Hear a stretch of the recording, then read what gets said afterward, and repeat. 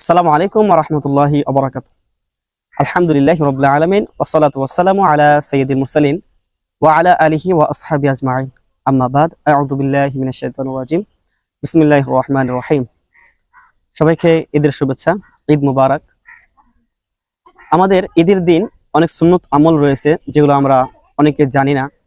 রাসূলুল্লাহ সাল্লাল্লাহু আলাইহি সাল্লাম যে আমলগুলো করে গিয়েছেন সেগুলো আমাদের করা আবশ্যকীয় এবং সুন্নত। আমাদের দুইটা ঈদ রয়েছে, ঈদুল ফিতর, ঈদুল আজহা। এই দিন আমাদের কিছু সুন্নত আমল রয়েছে। আমাদের সেই দিন প্রথম হচ্ছে সামর্থ্য অনুযায়ী পরিষ্কার পরিচ্ছন্ন বা নতুন কাপড় পরিধান করা। দ্বিতীয় হচ্ছে যে সুগন্ধি সুগন্ধি এরকম ভাবে লাগানো, জামা যেন সুগন্ধি থাকে।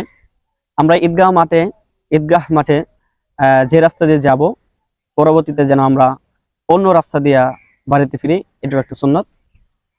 আর সুন্নতের মধ্যে রয়েছে যে আজহায় কোনো কিছু না খেয়ে যাওয়া সুন্নত এবং ঈদুল ফিতরে কোনো কিছু খেয়ে যাওয়া সুন্নত। আমরা ঈদের নামাজ আদায় করব।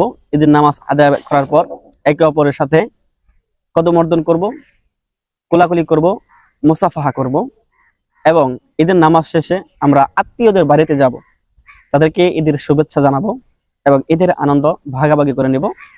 যারা গরিব দুঃখী রয়েছে তাদেরকেও আমরা খোঁজ খবর নিব।